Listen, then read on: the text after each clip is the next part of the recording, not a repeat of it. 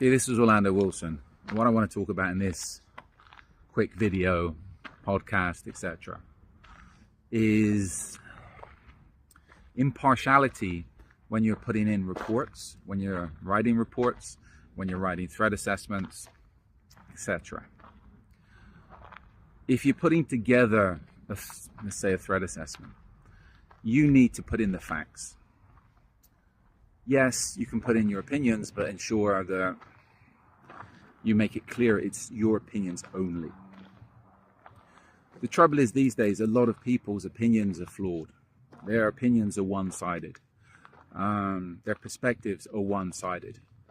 Whereas if I want to read a report, I want to read the facts and I want to understand things from all sides. Due to people's prejudices, be it racist, political, etc.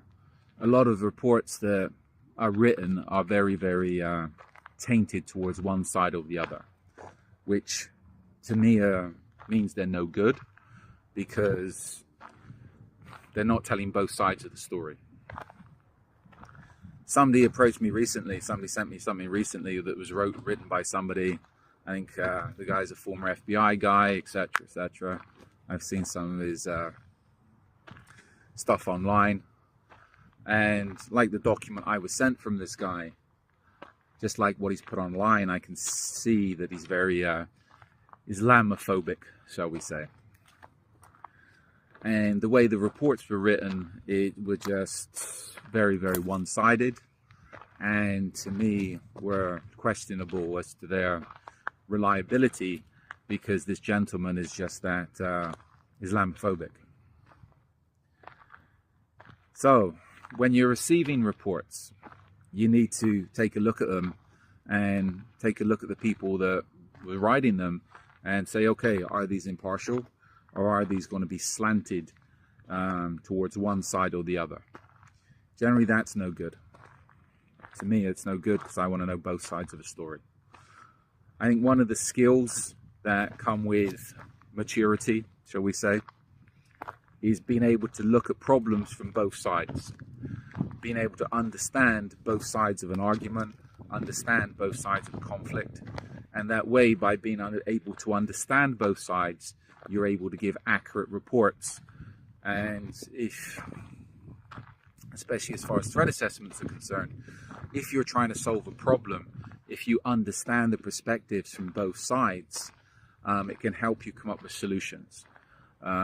Hopefully solutions that are not going to cause conflict, etc. You can come up with workable solutions rather than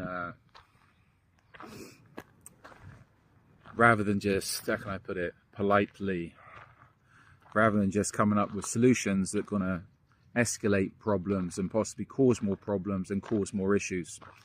Because again, issues are bad for business. Well, if it wasn't for issues, we wouldn't be in business. I wouldn't be in business, but people pay me to solve the problems as amicably as possible these days. I don't want things to escalate, because again, that wastes my time, it wastes people's time, and in the security business, people end up getting hurt, or it can end up costing the clients a lot of money in legal fees.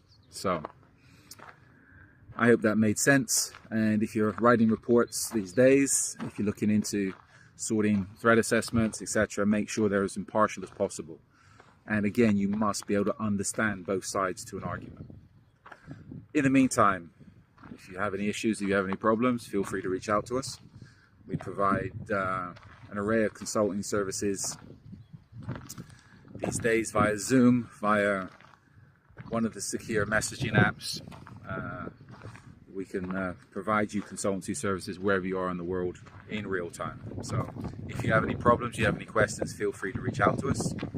Also, in the meantime, I have an array of articles online, an array of books on Amazon, all to do with the security business, close protection, kidnap and ransom, investigations, etc. So follow us along on social media. As I said, we have an array of videos, podcasts, and content out there that can answer a lot of your questions. If you still have questions after going through that, feel free to reach out to us and we can arrange a consultation, or also look into the training courses that we're providing internationally, and we've got more coming up in the near future. So In the meantime, be good, stay safe, stay out of trouble, and remember, you need to be impartial. If you're looking to solve problems, you need to be impartial, because you need to understand both sides of the problem.